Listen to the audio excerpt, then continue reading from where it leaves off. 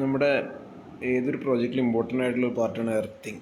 അപ്പോൾ earthing design ചെയ്യുക എന്ന് പറഞ്ഞ ഒരു ഇമ്പോർട്ടൻ്റ് ആയിട്ടുള്ളൊരു പാർട്ടാണ്. എത്ര എർത്ത് ബിറ്റുകൾ വേണം, പിന്നെ അതെങ്ങനെയാണ് ലൊക്കേറ്റ് ചെയ്യേണ്ടത്, ഇങ്ങനെയുള്ള കാര്യങ്ങളെല്ലാം നേരത്തെ നമ്മൾ ഒരു പ്രോജക്റ്റ് തുടങ്ങുമ്പോൾ തന്നെ തീരുമാനിച്ചിരിക്കണം.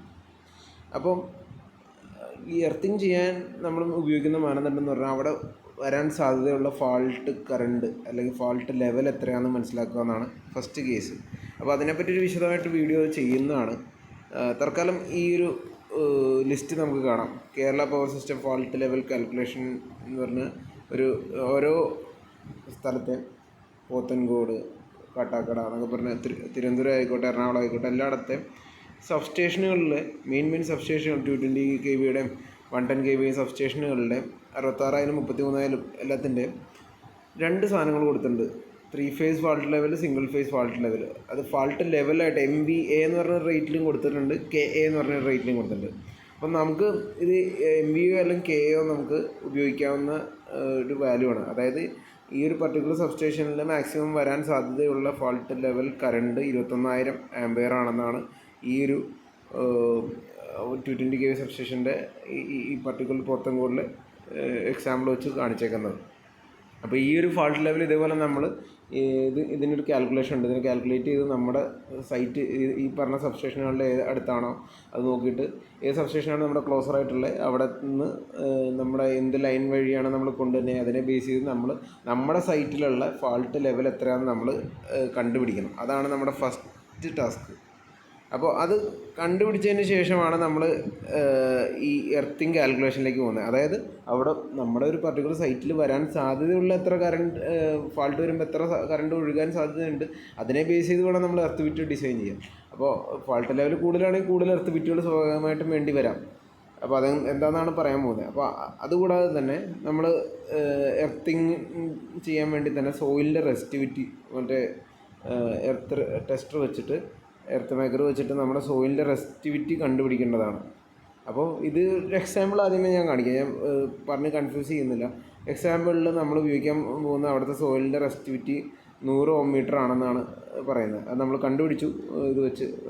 ഒറിജിനൽ പ്രോജക്റ്റ് ആണെങ്കിൽ നമ്മൾ എർത്ത് മേക്കർ വെച്ച് കണ്ടുപിടിക്കും. ഇനി നമ്മളവിടെ പ്ലേറ്റ് എർത്തിങ് ആണ് ചെയ്യാൻ ഉദ്ദേശിക്കണേ എന്ന് വിചാരിക്കുക. പ്ലേറ്റ് എർത്തിങ് ചെയ്യാനുള്ള മാനദണ്ഡം എന്ന് പറഞ്ഞാൽ 6,000 kVA മുകളിൽ വരും എന്നുള്ള അസംഷനിലാണ് നമ്മൾ പോകുന്നത്. അപ്പോൾ 6,000 മുകളിൽ വരും എന്ന് കരുതിക്കൊണ്ട് തന്നെ നമുക്ക് പോവാം. അപ്പോൾ അവിടെ പ്ലേറ്റ് എർത്തിങ് യൂസ് ചെയ്യാൻ പോകുന്നത് കാസ്റ്റ് അയണിൻ്റെ പ്ലേറ്റാണ്. 1200 mm by 1200 mm ആണ് അതിൻ്റെ സൈസ്. 12 mm തിക്നെസ്സാണ് അതിൻ്റെ. അപ്പം നമ്മൾ 11 kV സൈഡിൽ ഫാൾട്ട് കറണ്ട് ഉണ്ട് എന്നുള്ള ആ ഒരു ഫാൾട്ട് കറണ്ട് നമ്മൾ അസ്യൂം ചെയ്ത് പോവുകയാണ്. എത്ര എന്നുള്ളത് നമുക്ക് പറയാം.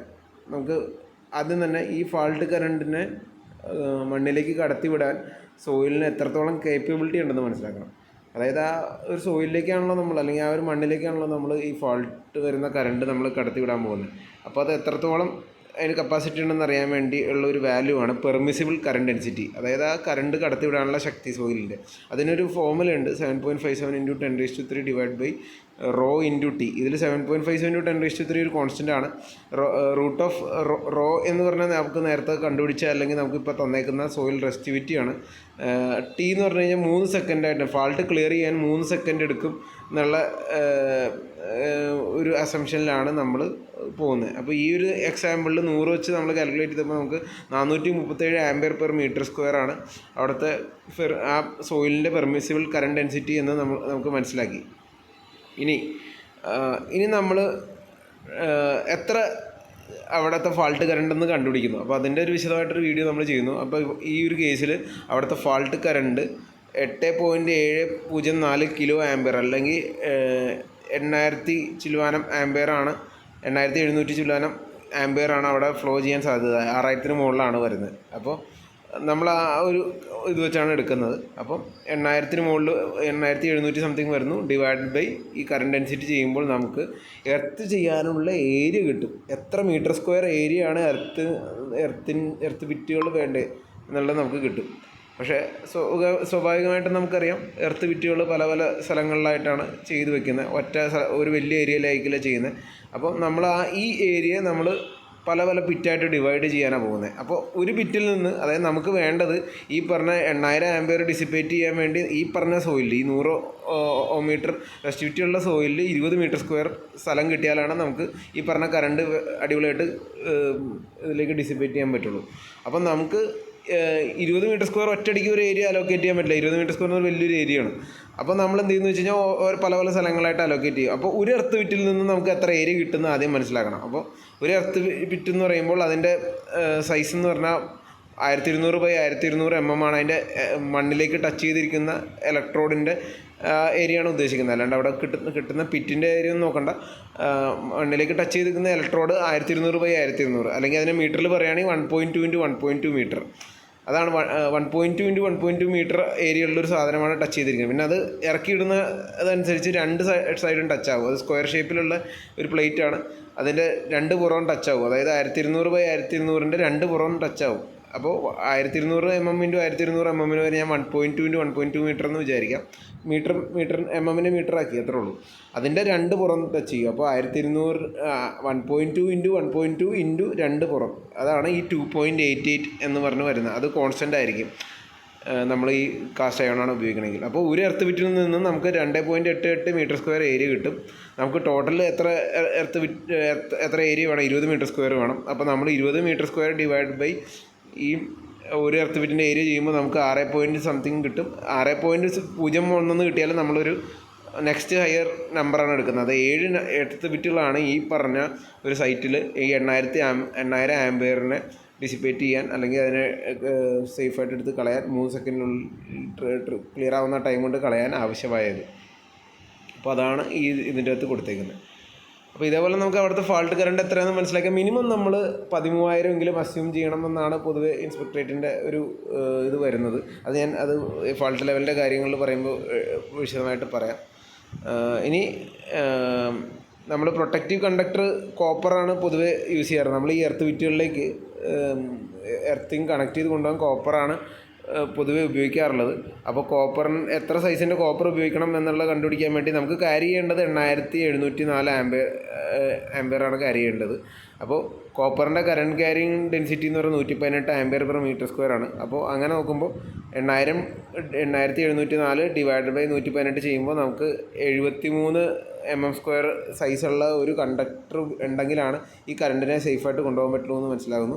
അപ്പോൾ 73.7 എന്ന് പറഞ്ഞാൽ 75 mm² എന്ന് വിചാരിക്കാം. അപ്പോൾ നമുക്ക് 25/3 അങ്ങനെ നമുക്ക് 75 mm² ഞാൻ ഡിവൈഡ് ചെയ്തു. 25 × 3 25 × 3 എന്ന് പറഞ്ഞാൽ 75 ആണല്ലോ, 75 mm².